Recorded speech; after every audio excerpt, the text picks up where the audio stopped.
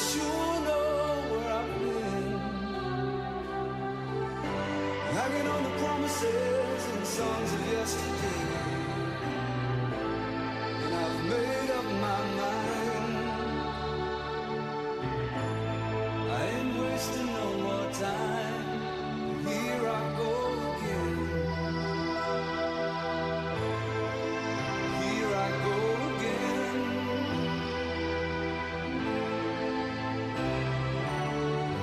Though I keep searching for an answer, never seem to find what I'm looking for. Lord, I pray you give me strength to carry on, 'cause I know what it means to walk along the lonely street of dreams. And here I go again on my own, going down the only road I've ever known. Like a drifter I was born to walk alone, and I've made up my mind, I ain't wasting no more time. I'm just another heart in need of rescue, waiting on love's sweet charity. And I'm gonna hold on for the rest of my days, 'cause I know what it means to walk along the lonely street of dreams. And here I go again on my own, going down the only road I've ever known. Like a drifter I was born to walk alone, and I've made up my mind, I ain't wasting no more time. But here I go again, here I go again, here I go again, here I go.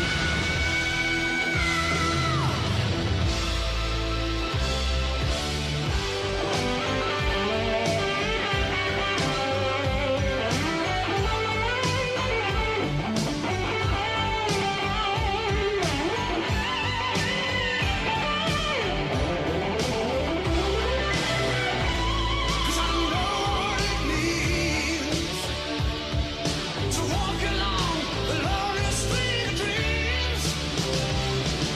And here I go again on my own, going down the only road I've ever known. Like a drifter I was born to walk alone, and I've made up my mind, I ain't wasting no more time. And here I go again on my own, going down the only road I've ever known. Like a drifter I was born to walk alone, 'cause I know what it means to walk along the lonely street of dreams. And here I go again on my own, going down the only road I've ever known.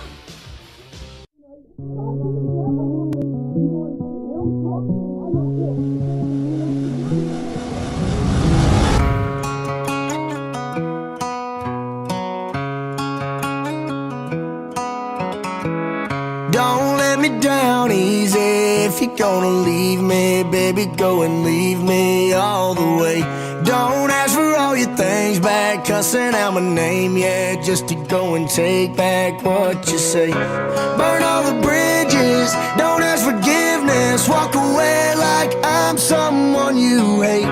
Don't let me down easy. If you're gonna leave me, baby, go and leave me all the way. If it's over, so fuck it. Just don't act like my love wasn't nothing. Like I wasn't the one you was holding that night, telling all of your secrets and hugging. Guess you right, it's too good to be true. Was a point, all I needed was you. But shit, time after time, I just fussing and fighting. Each time that you do what you do, and it's cool. Mama said it was fish in the sea, I got lost in the pool. Knew it was coming, I watched how you move, how you turn your back on me and leave me to lose. Remember the text, how you said that you do. Said that you never leave, we would fight till it's due. But as it went on, I was fighting for you. Since the text turned green, why the fuck it ain't blue? Guess you done and I get it. Said you stay and you wanted my name and you left, so I'm guessing that you never meant it. Said you try and hold on cause the love was so strong, now I'm standing alone in this kitchen. Singing sad songs, but I'm knowing that this shit don't last long. If you leaving, then leave cause your bag's gone. But just know you can never come back home. Don't let me down easy. If you're gonna leave me, baby, go and leave me all the way. Don't ask for all your things back, cussing out my name, yeah, just to go and take back what you say. Burn all the bridges, don't ask forgiveness. Walk away like I'm someone you hate.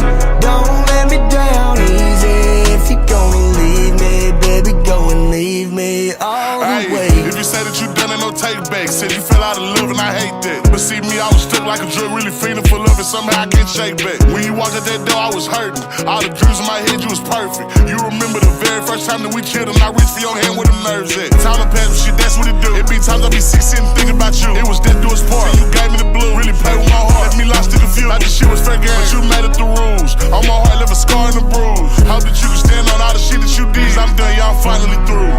Don't let me down easy. If you're gonna leave me, baby, go and leave me all the way. Don't ask for all your things back, cussing out my name, yeah, just to go and take back what you say.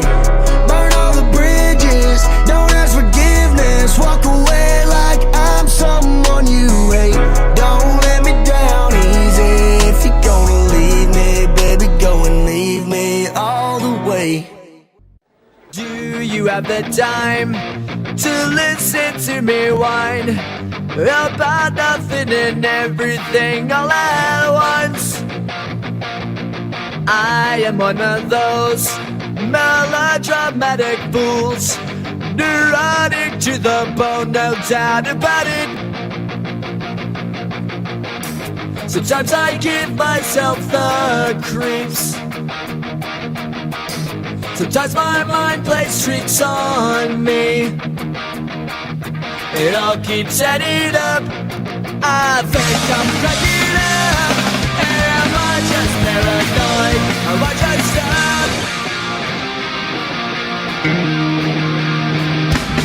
I went to a shrink to analyze my dreams.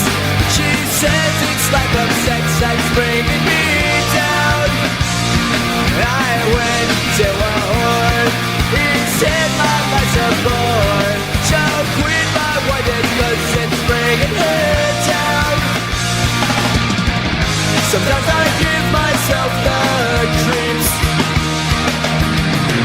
Sometimes my mind plays tricks on me. It all keeps adding up. I think I'm cracking up. Am I just paranoid?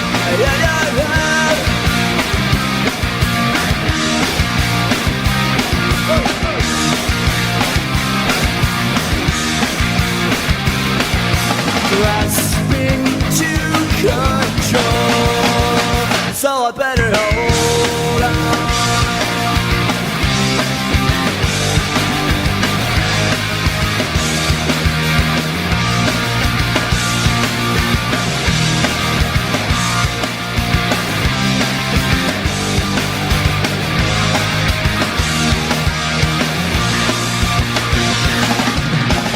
Sometimes I give myself the creeps. Sometimes my mind plays tricks on me. It all keeps adding up. I think I'm cracking up. Am I just paranoid? Like a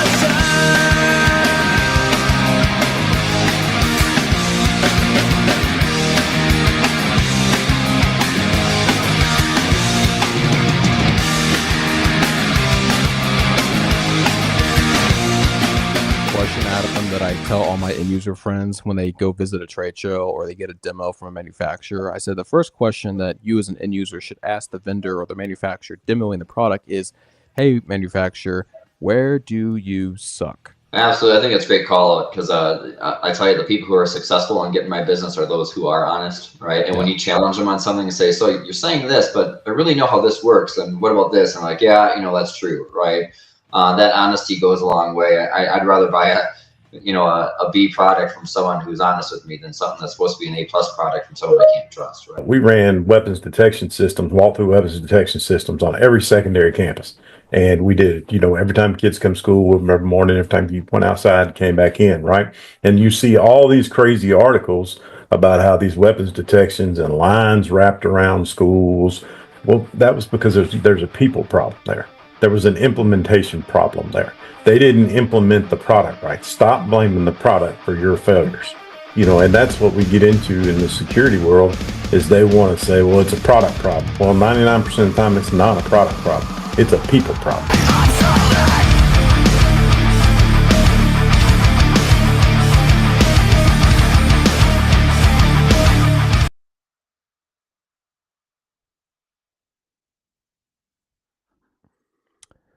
All right, welcome everyone to SVIP Live. My name is Taylor May, the founder of SVIP, Security VIP for short. I'm excited today because we're featuring a very good friend of mine, I've known for a couple years. Before I introduce this gentleman, I do want to give a shout out to our sponsors, XSponse. If you guys are not familiar with XSponse, click that QR code, or not click, actually scan the QR code on your smartphone. You can see more information about what XSponse does. They're really cool technology for school safety in particular.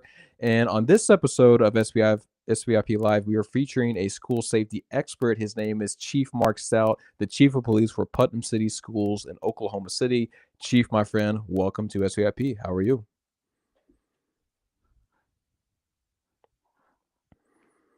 Oh, looks like your audio. I don't know if I can hear you, Chief. Still nothing yet, man. Let's see if we can fix Chief's audio. I don't hear him coming in.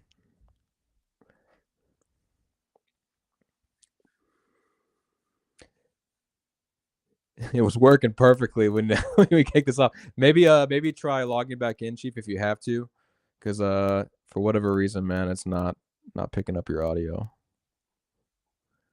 And while Chief is working on the audio, I do want to remind people this is live. So if you guys do have questions for Chief Stout, you guys can drop them in the comments. I will pick and choose the questions as long as they're applicable to Chief's background and experience. Chief is obviously law enforcement, but he does spearhead school safety and security for the school district in Oklahoma at Putnam City Schools.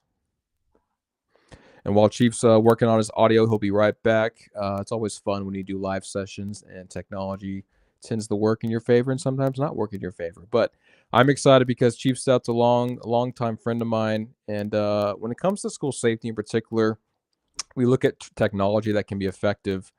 And all right, I'm here.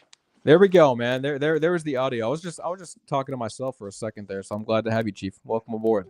You're welcome. It said it was muted by host, and it wouldn't let me do anything, so I just turned it off and turned it back on. So, man, I was like, you're not muted, man. I got you live and clear. Okay, but, all right, we're good to go.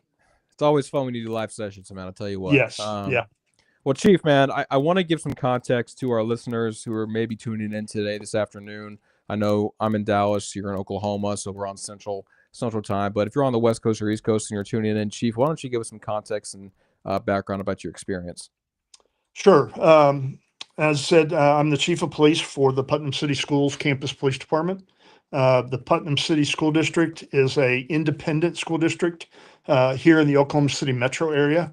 There is no city of Putnam City. There used to be 100 years ago, but just the school district remains, and we cover 3 different municipalities here in Oklahoma City area. We cover the northwest quadrant of Oklahoma City, the city itself, and then the city of Bethany and the city of War Acres.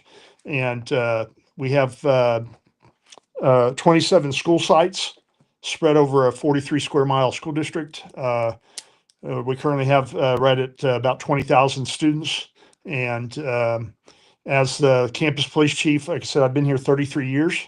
I've been chief for about 20 of those years, 23, about 23 years as the chief of police. And we are fortunate that the Putnam City School District and the patrons of the district really support not only campus police, but just general security and student safety is a big plus that our patrons support, not only through allowing us to have our own police department, but also through bond issues and allowing us to stay up on the latest technology and the latest methods and the different philosophies of school safety that we have spread throughout our district. Chief, you've always been someone who has been very progressive and proactive when it comes to cutting edge technology. Ever since I've met you, man, you've always been like, raise your hand. I'll be the guinea pig. I'll test this out. Yeah. I'll trial it out. And not a lot of school districts are like that, man. Obviously, and I know in Oklahoma, like funding with paying teachers is tough sometimes. I know that funding is not always there, but maybe walk me through kind of why you're always so like aggressive, or not aggressive, but just open to, testing new technology. Well, that comes again, as I said, a lot of it comes from the support of our district administration and the patrons of the district, and how they want us to be proactive. They want us to be upfront, in front of things as best we can as far as technology. Our district is 100% one-to-one as far as all of our students have their own iPads, and either the high schools take them home things, the elementary schools they have assigned to them, but they keep them at the school. But so we're very high on our Wi-Fi for the district is very strong for the entire district. The network we have, the local area network for our school district is a very robust system, which allows us to have a very strong camera presence in all of our buildings. We're operating close to 2,000 cameras across our district. We have about 500 to 600 access control points that we manage, access control doors across the district. All of our schools are, as I said, connected through the network, so we can, through our security system, which we use Genetech, allows us to have great control of not only the cameras, but the access control. And also, when we have an emergency of some type, we're able to trigger a lot of things from our dispatch center. That's another thing that makes us unique, in that we do operate a dispatch operations center 24 hours a day, 365 days a year. We don't have officers on the street all that time, but we always have someone monitoring all of our buildings, all of our sites, all of the different cameras and electronic detection systems that we have, everything from radar at some sites to motion detection, water detection if we have a flood of some kind or anything like that. But we probably have 8 to 10,000 different types of monitoring devices, again, from motion control or motion sensors through cameras or separate motion detectors, and as I said, water detectors, heat detectors, all those kinds of things are all integrated into one system that we all manage here at the campus police department. Well, it makes things easy when you have everything unified, for processes and policies. When it's unified and streamlined, then everyone's on the same page when it comes to that single point of truth there. And Chief, I know you're in the midst of graduation going on right now, so I do want to thank you for spending some time with me today. Sure. I know it's hectic this time of the year, man. But Sure. one of the things I want to bring up, Chief, when you and I spoke probably about a month ago, you made a comment to me that was really appealing, and I really cultivated around it. It was around the influence of social media connected to violent incidents inside of a school, and kind of that parallel with that connection. And I want you to kind of maybe speak more about that to our listeners today, about how kids nowadays that have access to social media or more, maybe there's more susceptible to violent incidents occurring, whether it's bullying, whether it's behavioral issues. I know mental health's a big thing in school districts, but what do you mean by that? What's the context behind the social media influence? Maybe walk us through kind of that concept. Sure. So obviously, particularly since COVID and the shutdowns we had with COVID, we have seen a huge increase in the amount. It was big before COVID, but now after COVID, and we had students out of school, spending vast majorities of times on all different platforms of social media. I won't mention any particular platforms. I think they all have their different functions. But what we've found is that because students are so into social media, that is their life, that is their function. Everything goes to that. And so when someone says something the slightest little bit bad on one of the social media platforms, the next day at school, we will usually have some type of school fight, which we count as a violent incident.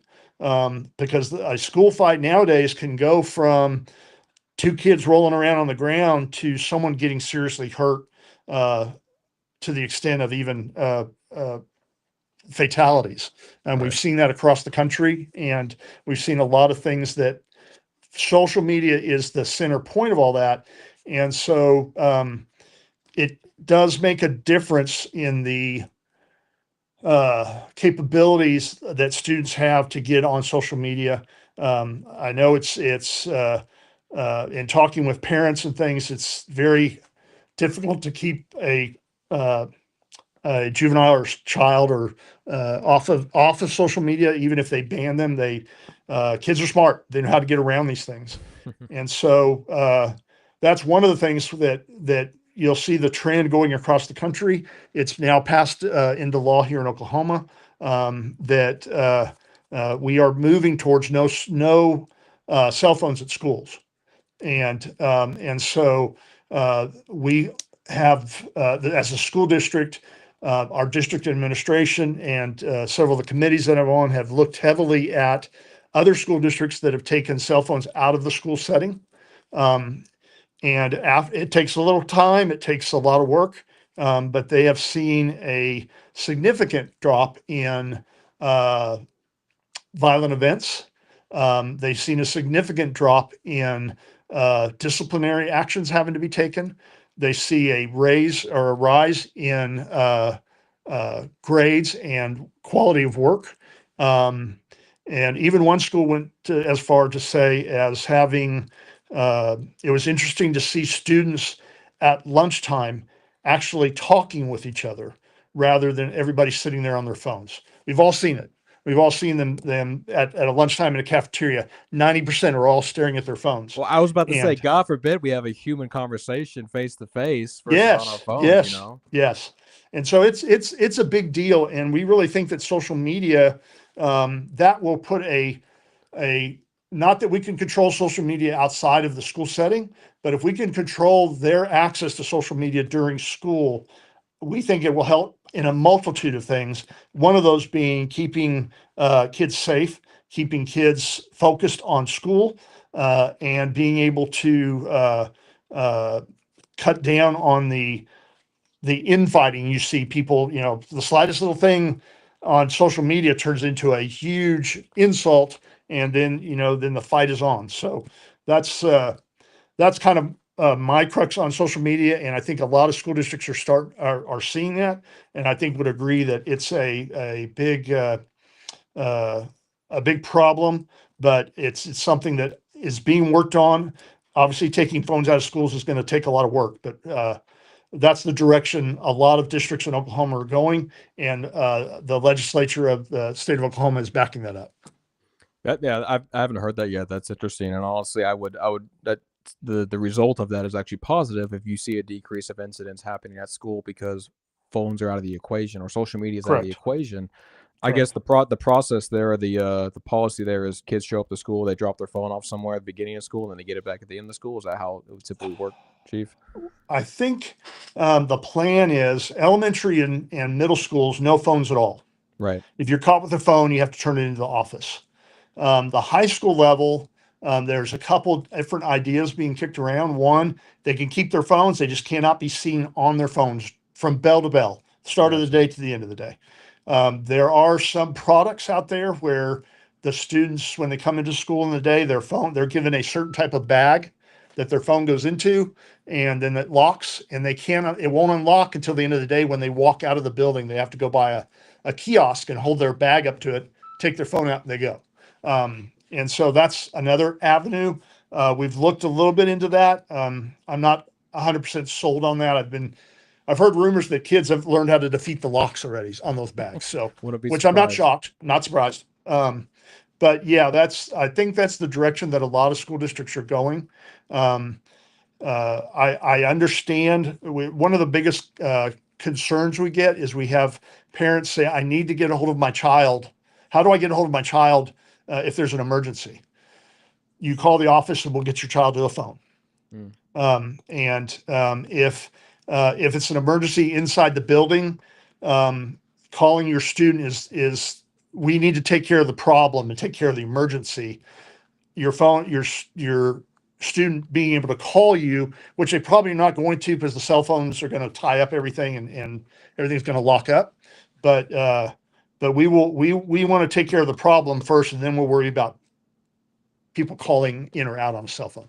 So, Well, in your time, Chief, I mean, close to over 30 years, or 20 plus years in the role, you've seen obviously challenges shift and change from your early days in that position to obviously now. And I think one of the things that I like to point out of what you've done really, really well is you've been able to cultivate a sense of respect and kind of community with the student body, where they feel open, or at least have the ability to have a conversation with SROs and your team to share insights about maybe there's a bullying incident or a threat maybe, but having that kind of open door policy with your student body helps build that culture of a more safe and secure learning experience for schools, which not a lot of schools are doing that, man. So I do think that's important to kind of point out of how you've done that, and maybe you could shed some more light about that relationship building you've done with the students.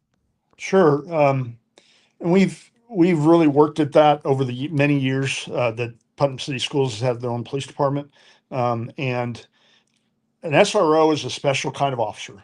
Right. If you take an officer directly off the street that's been working street duty for 15, 20 years and shove them into a school, a lot of times not all the time, but a lot of times you're going to have a disaster, because that street officer is going to try to relate to those kids just like he's been relating to people he's been arresting on the streets for the past 10 years. And so we really look for officers that will be able to fulfill our mission. And our mission statement says we are here to serve and protect, and to provide a safe learning environment for all of our students and our patrons and teachers. And that's our number one goal. And we do that. One of the number one ways we do that is establishing relationships and being open to our students for them, so that we're not the big bad police officer. We're not there to be bullies. We're not there to be in the big time enforcers. We're there to take care of our school and of that school site that each officer is assigned to. And if that means no, we're not going to arrest everybody that's at the school. We will when we have to, and when you break the law, you face the repercussions. But our main job there is to get to know our students, get to know them, and them get to know us, so that they feel comfortable coming to us, like you said, when there's an incident. I can honestly say we have retrieved more weapons, or stopped more dangerous situations, or kept acts of violence from happening in our schools from one-on-one communications with students than any technology or any device has ever done. And that's not saying that devices and technology is not good.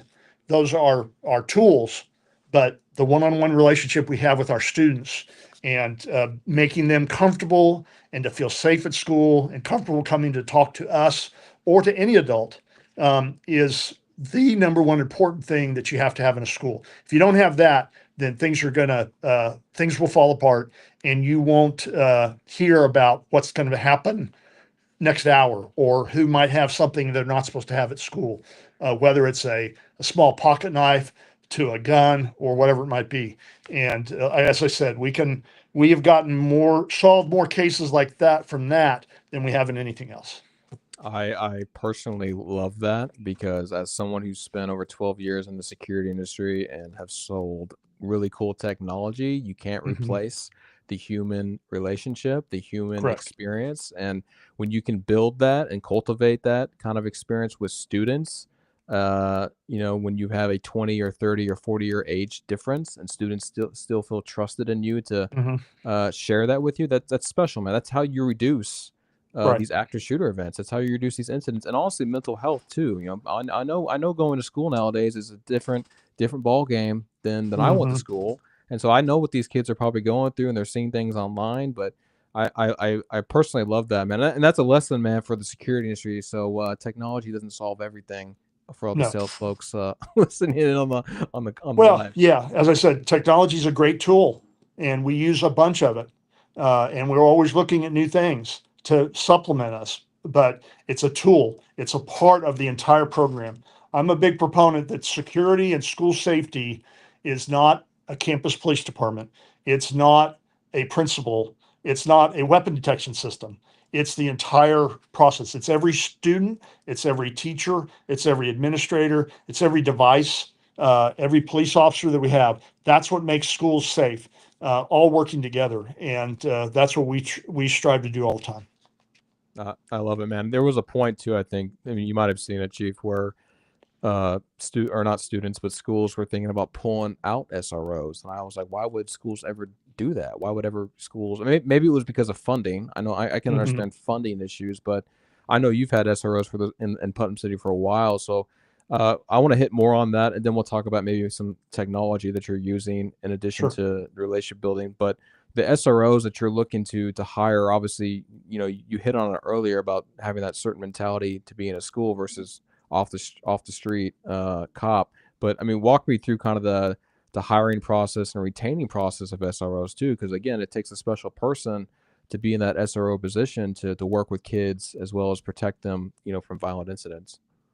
Right. And so it is a delicate balance between a street officer and an SRO, because you have to have that ability to switch it on to Right. go into street mode when there's an active shooter or some main large event or incident happening at your site or somewhere in the district. And we work really hard when we interview people to look at not only just their training or how much college they might have or things like that, but to me, part of an interview, when interviewing people, the biggest part is just getting to know them. Let them talk. Let them try to measure what their personality is like. We look at online profiles of applicants, and what do they have online, or what are they looking at, and or what type of social media do they have, and things, and so we can kind of see what their mindset is. If I have someone that is talks all they talk about is want to get out there and fight somebody, or shoot somebody or whatever, that's really not what we need to look at. Now, I have a lot of officers that are really into firearms and things like that, and that's great. But they're all to the point of being, that's not their main focus. That they're not here to draw their guns. They're not here to use their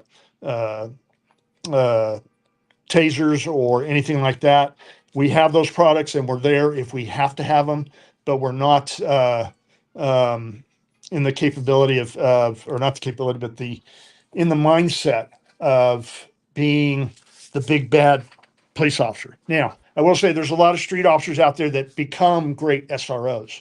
Yeah. And I've seen a lot of them that do that stuff, but it is a process, and it is something that you have to train into an officer, especially a new officer.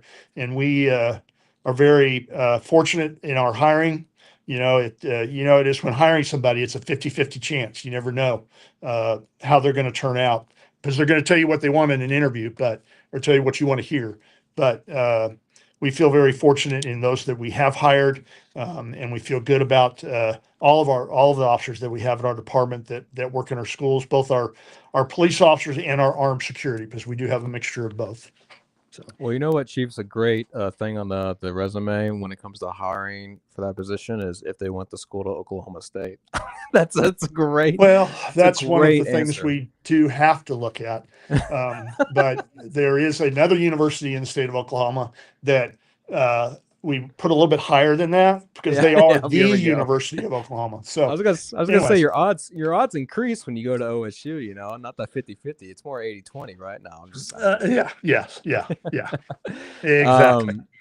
No, Chief, well said, man. I've always been a strong advocate for SROs in the school, because I had them when I went to high school, and then I see school districts that don't have SROs, and I feel probably less fortunate for the kids, because again, I think it's a great tool and a great resource for kids nowadays having a SRO in the building. I agree. I want to point out, just for people listening in, if you guys do have questions for Chief Stout, please drop them in the comments. I will I will ask Chief your question in the comments. I will pin it on the live stream. So if you do have a question, again, this is Chief Mark Stout, Chief of Police for Putnam City Schools in Oklahoma. So please make sure to drop a comment and I will ask it. Chief, I want to pivot to some of the technology that you're using. Obviously, I know you've got Genetec. Genetec's a great name in the security industry. Obviously, you got everything unified with Genetec. But before we kick this off live, that intro video, there's a gentleman named Ron Self, and Ron Self is also in school safety. He's done it in Arkansas for quite some time, and he talks about weapon detection systems. And that little highlight in the beginning of this discussion, he talked about it being a people problem, more so a technology problem. And I think that's somewhat true sometimes, because when people put in technology, sometimes they don't put it in properly, or maybe they're not equipped to have that kind of technology. So maybe walk me through. I know you're testing various weapon detection systems right now. We don't have to point to any of them, but maybe walk me through kind of that technology, how that's being used, or any other technology when it comes to kind of that active aggressor or active shooter element. Sure. So as far as weapon detection, we've been pretty active in that for a couple years now. We have weapon detection systems at all three of our large high schools, and all 5 of our middle schools. So every student coming into school at the start of the day goes through a weapon detection system. We currently use the Open Gate system at those sites, and that was Mr. Self made a good point in that you're right. It is weapon detection systems are only as good as the people that are working them, the people that are running the systems as they go through. So at our school sites, our school administrators, along with teachers that are assigned that as part of their morning duty and things, are the ones operating those systems. And there's been some hiccups over the years. I can honestly say that we had not this school year, but the previous school year, we had a student. It was a cold morning. The teachers and principals working the system were trying to get the kids in from outside. And it was raining and really cold.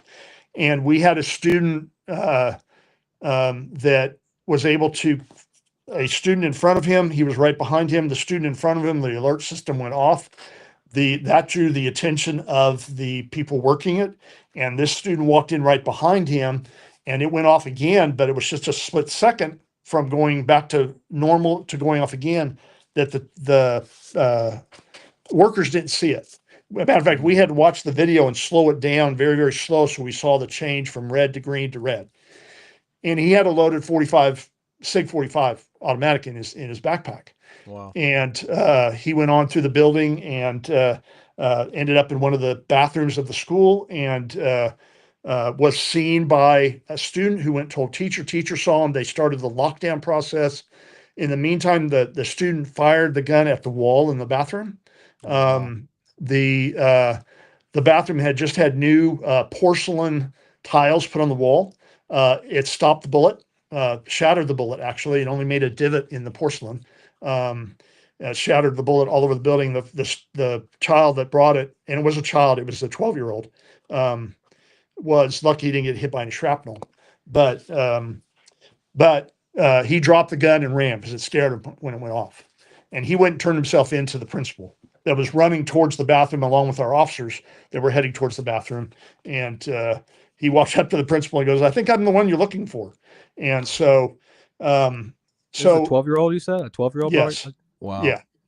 And so it is not, every weapon detection system, as he said, is not in nothing, none of the technology that you buy. There's nothing that is 100%. Right. You will never find technology that's 100%. It's how you use it, how you train to your people that work it. We revamp things after that to make sure we slow down and don't rush kids through the detectors and things. We are currently going to be putting weapon detection in all of our elementary schools, not so much for students, but they can be used on students, but mainly for adults that are coming into the building during the school day so they can be vetted before they go into the rest of the school building through our we have security vestibules at every site. Nobody can enter the building without being buzzed through 2 different doors. And in between those 2 doors will be a weapons detection that they'll have to go through before they're allowed in the rest of the building. So technology is great. And we have, besides weapon detection, we have some other things. Whenever you're ready to talk about AI stuff, we'll talk about that and things. But Yeah, I want to pivot to some other tools in the arsenal that you're using. Sure. But with weapon detection, Chief, I don't know if you saw, it was probably maybe a month ago down here in Dallas, Frisco, there was a stabbing at a track meet that unfortunately led Yes. to a fatality. But Yeah. the the gentleman brought a knife in his bag at the track meet, and Mhm. obviously, that other student lost his life. And so that's my question, Chief. Obviously, having weapon detectors at the school makes 100% sense, but some of these like sporting events, track meets, football Mhm. games, do you envision having weapon detection at those places as well? So we do all of our football games and basketball games. We all entries are made through weapon detection Okay. into those events. Track meets are not as well attended, so that's not usually something we do. It might be something we'll be thinking about in the future. We do weapon detection at all of our graduations ceremonies, which we just finished up last Friday or last Saturday. All 3 of them finished as of Saturday evening. But we do use it at other sites. So it's not just for going into the school. Like I said, we do all of our high school and middle school football games, some of the soccer games. Soccer has, as I'm sure is in Dallas, is a huge draw now. Sometimes some of our soccer games are bigger than some football games. Yeah. And so we're using weapon detection at those as well. And so it's we see that, and I think a lot of sporting venues are doing that. I know at the Thunder games, they have weapon detection at Yep. the World Series Hall of Fame softball stadium and events all at the softball stadium or here in Oklahoma. That all of those are all you go through weapon detection for all of those games during the College World Series and any games that are played at that site. And so it's becoming more and more common, and I think you'll see it even more, especially as weapon detection evolves into different devices and different types of units and what can be done with the various different products that are out there. Yeah, and just for the audience, there's kind of 2 flavors of weapon detection. There's a concealed solution, and then there's a visible solution. And typically, the concealed solution, which Chief is already using, Open Gate is the vendor. You walk through it, obviously, scans if there's a weapon in your backpack or hoodie or what have you. And then the visible solution for my audience works with typically your existing camera infrastructure, right? Correct. To look for. But the gun has to be visible, which in that instance, Chief, when that 12-year-old pulled out that like pistol in the bathroom, you probably wouldn't have seen it because you don't have cameras in the bathroom. Right? Correct. But yeah, we are evaluating several different systems. As you mentioned earlier, I'm pretty open to I don't like limiting ourselves or our district to just one technology. And so that's why we have one technology, weapon detection for concealed and things like that for the entry into schools at the high schools and middle schools. We're using a different type of sensor for the elementaries, a different system. And then for open, when we have a gun out or exposed in a hallway, so we focus first on someone with carrying a gun on the perimeter of the school, normally on where the main entries. If you look at the history of active shooters, most of the time they're coming through the main front doors or near there. And so we're looking at cameras that can identify guns that someone's carrying a gun. That can be done through a couple ways, either through a separate AI platform or through there's some camera manufacturers that now have specific cameras that do just that. And we are testing and been testing those for those particular cameras for that one company. I'll say it is Bosch cameras. And we've been testing those for a year and a half, almost 2 years. We'll be deploying those in one of our buildings this summer, one of our large buildings this summer. The key thing being is we're not putting them in conjunction with the concealed weapon detection when people walk through.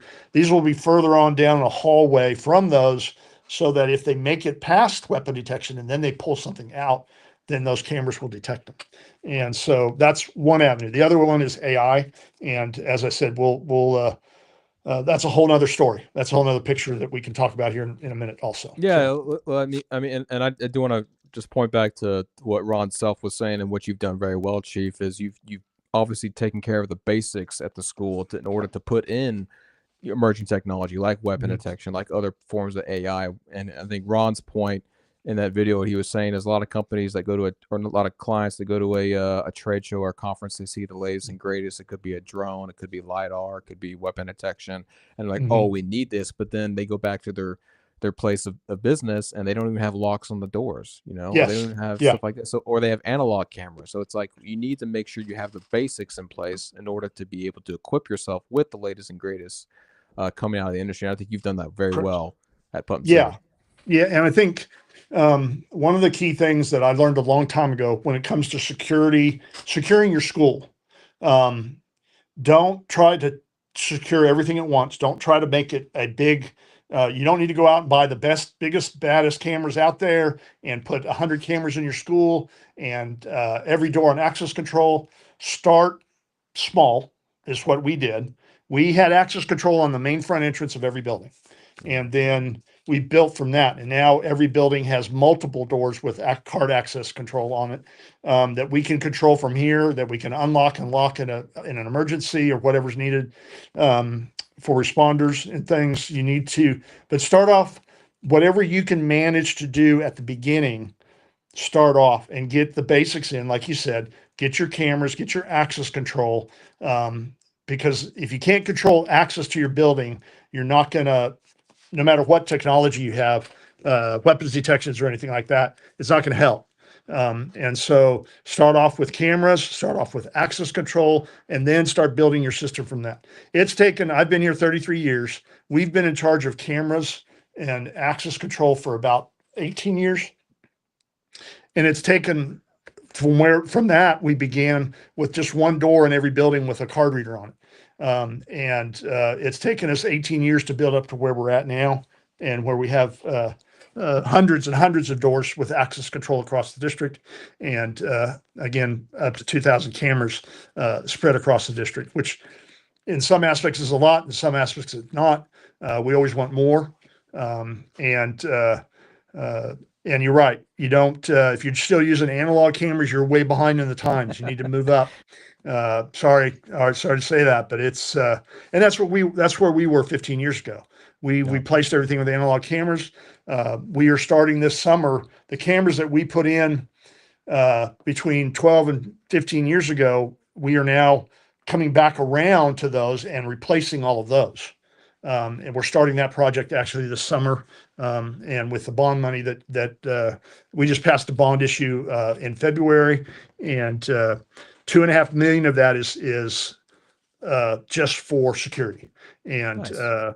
over 5 years. And so we start actually July 1st. We start uh, doing several large camera projects and upgrades in several sites of the oldest cameras. And so, which I will say again, Genetech helps us with that, because Genetech helps us keep track of what cameras are where, and what brand they are, how old they are, all that kind of stuff. And so it's a never ending process. And again, that's the second thing I would say about school security is you've got to keep moving. You've got to Yep. keep evaluating. You've got to keep looking at things. Don't be, there are more than enough companies out there. And Taylor, yeah, I know you'll agree with this. There's more than enough companies out there that'd be happy to come do a demo for you. Yep. All of them. I mean, they don't care if you're the smallest school in your state. They'll come do a demo for you because they want your business, Yep. and they want to show you what their product can do for you. And that's why we are always continuously looking at different products. No, it's good. I agree. And it's funny, Chief. It's not funny, but it's almost comical, because every now and then I'll still see school districts, man, use like a key fob or a circle with a bunch of keys on it, and that's their access control. They don't have the readers or anything like that. So it's good to do your homework. It's good to be engaged. Good to go to shows. Good to do product demos, even if it's not a product for you. At least you know what's on the market, right? What's available? Yes. Yeah.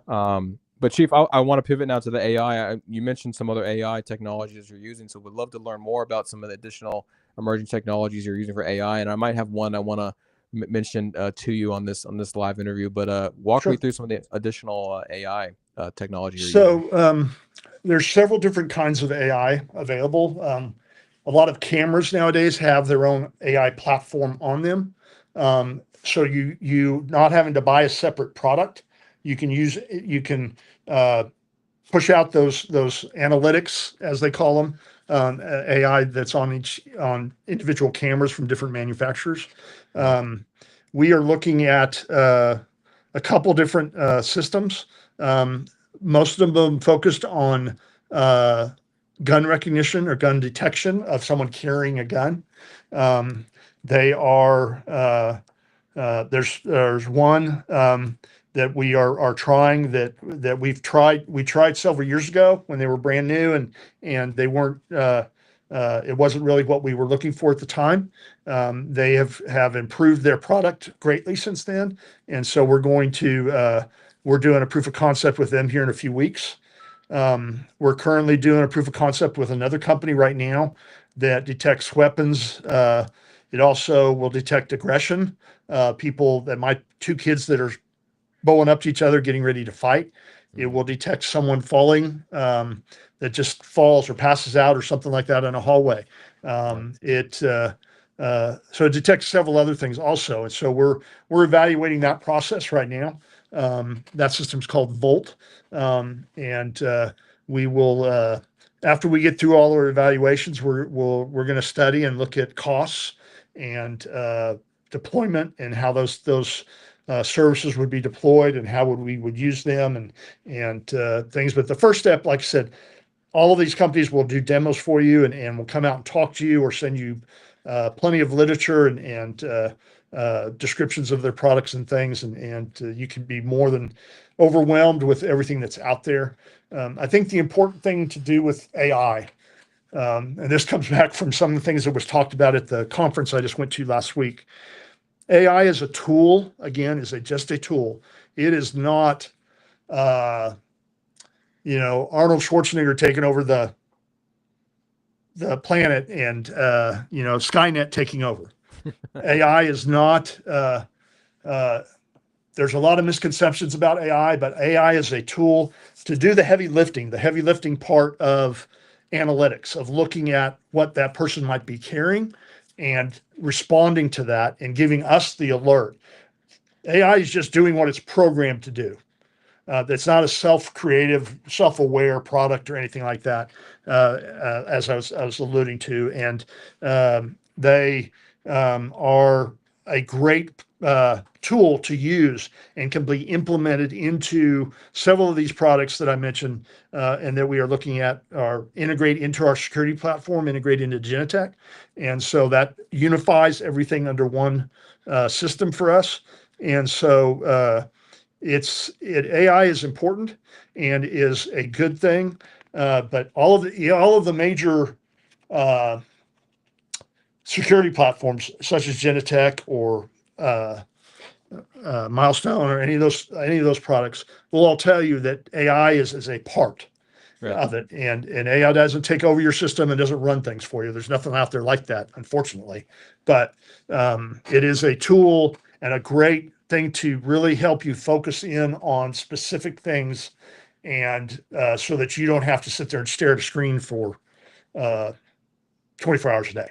Yeah. So yeah. No, I mean, I use AI every single day as Yeah. a great supplement to help me write emails or draft Yes, content. yes, You we know, all do that. We yeah, all do that. Yeah, we yeah, all sound like experts, right? You know, so yeah. I can write some really great emails if I run them through a formalizer. You yeah. know, so Yeah, yeah, I do want to give a plug to your point. Volt AI is actually a really, really cool company. I saw a demo of them a couple of weeks ago, and the tracking element as well as the detecting behaviors or yes, people that falls is really cool. It's really unique. I think that's a yes, really cool solution. So looking forward to hearing your feedback when you guys are sure, wrapped up there.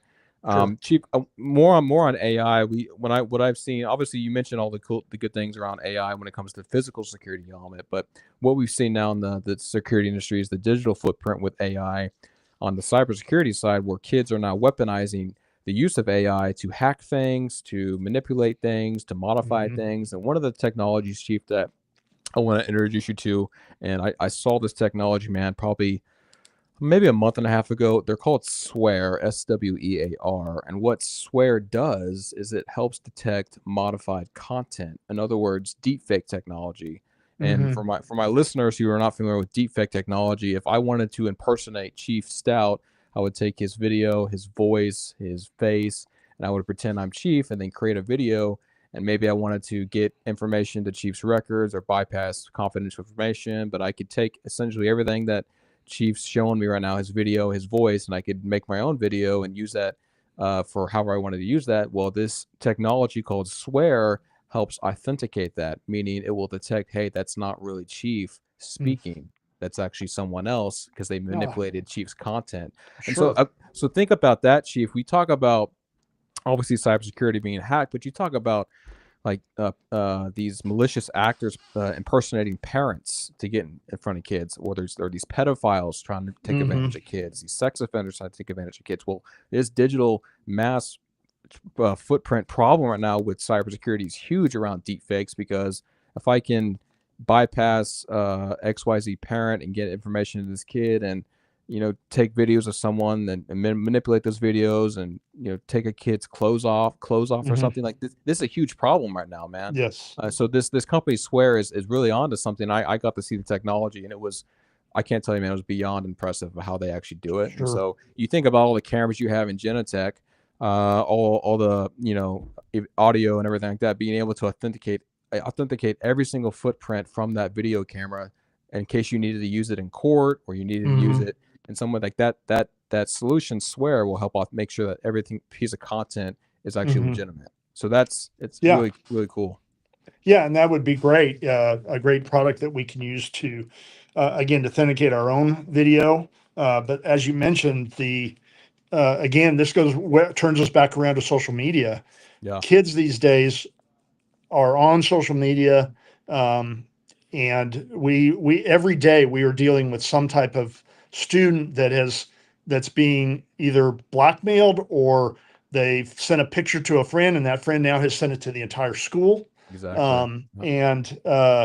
And we're talking the little ones. I mean, this isn't just the big kids. These are our middle school kids and even some of them younger, and they don't understand. They put that picture out there. That picture is being taken and used on the dark web, Yep. and it's as soon as they send it, it is around the world within minutes. And without having something in place that can stop that or to authenticate who is a real picture and what is not, that so that can, if it's not a real, it can be taken down.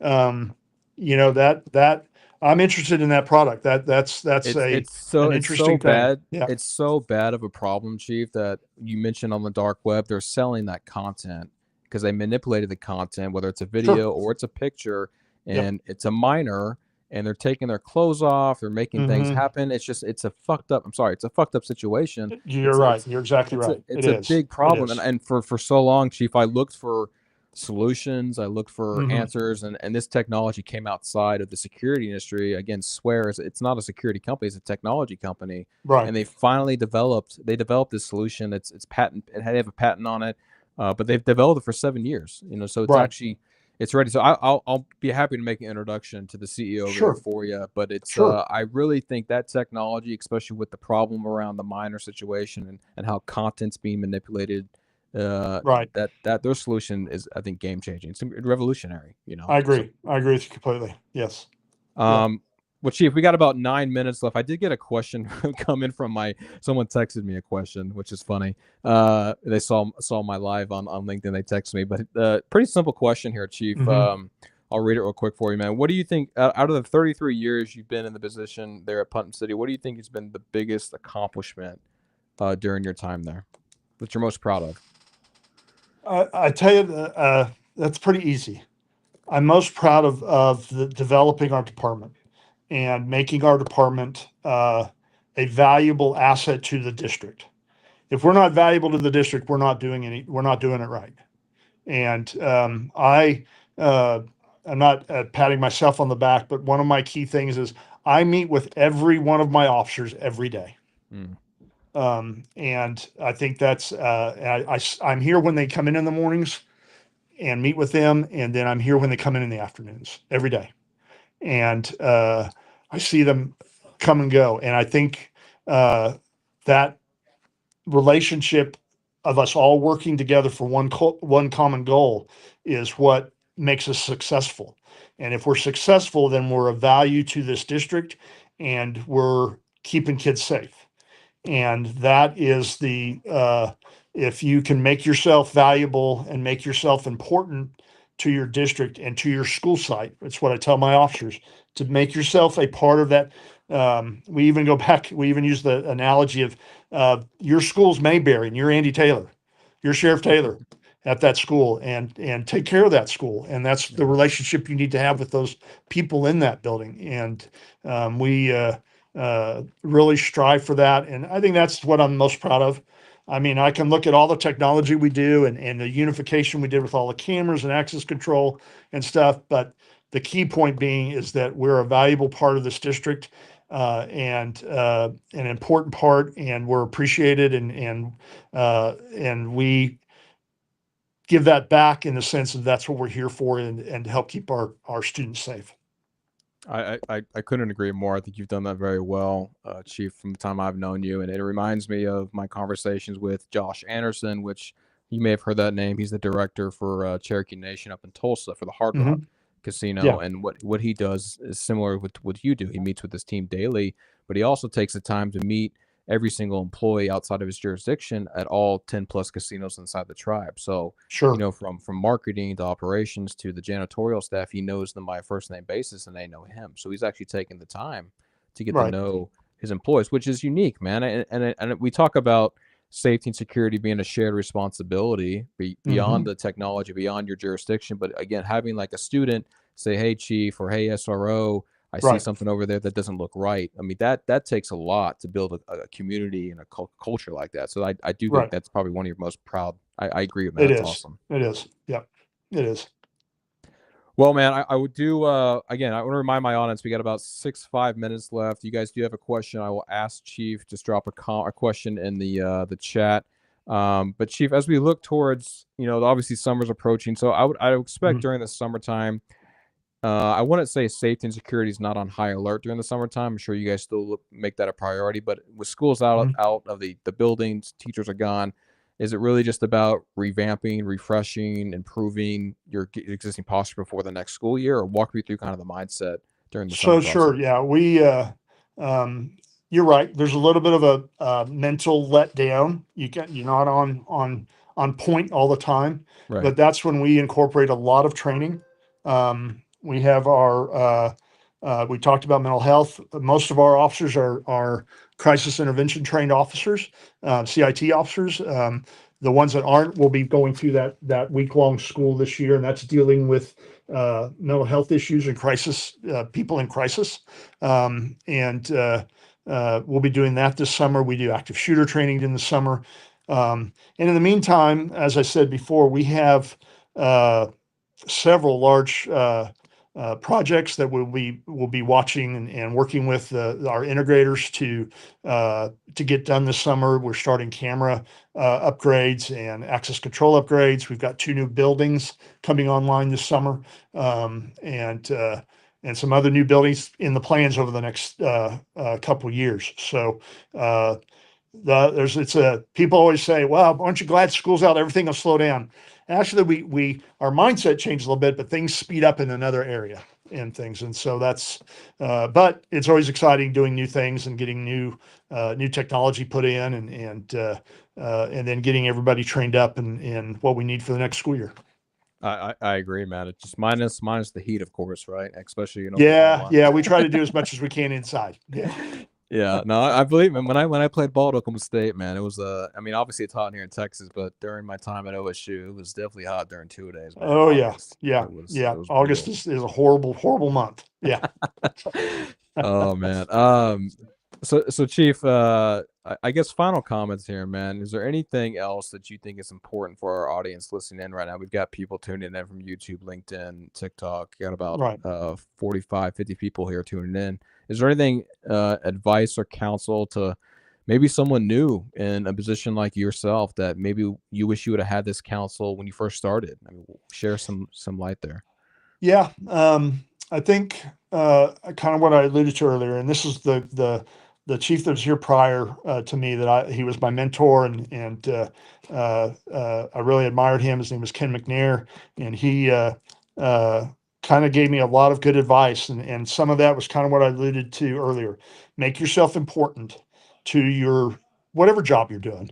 Make yourself important to the people that are surrounding you, so that and not just by bragging or pointing something out or being sticking your getting out of your lane, shall we say, but do your job and make yourself valuable to the people that are around you, and that then comes back to you for the purpose of being able to go out and I can go out to any of my schools and every principal in our district knows who I am, and that's important. And they feel comfortable pulling me in the office to talk to me. And there might be a few that don't like me, but that's just part of the can't please everyone, the right, variety of people we have. They're probably all OSU people. Anyways. Oh, here we go. Yeah.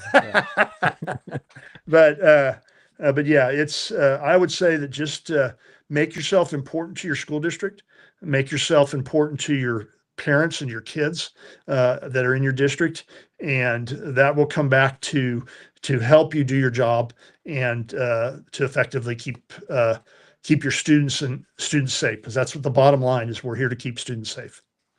I agree, man. Couldn't have said it better myself.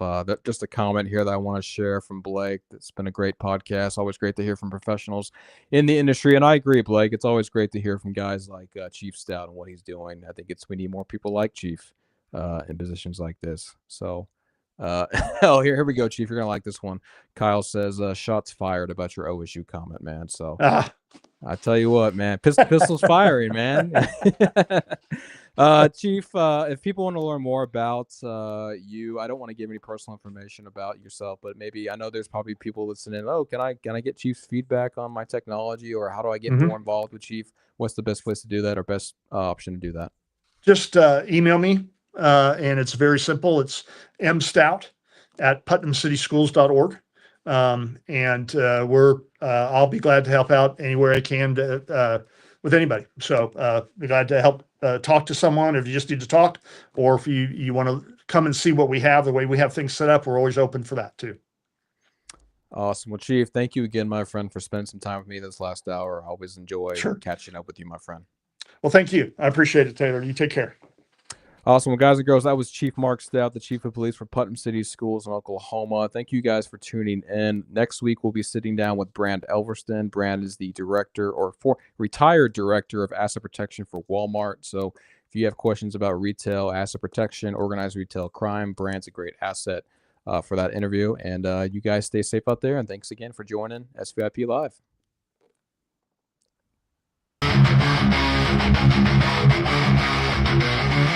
Thank you.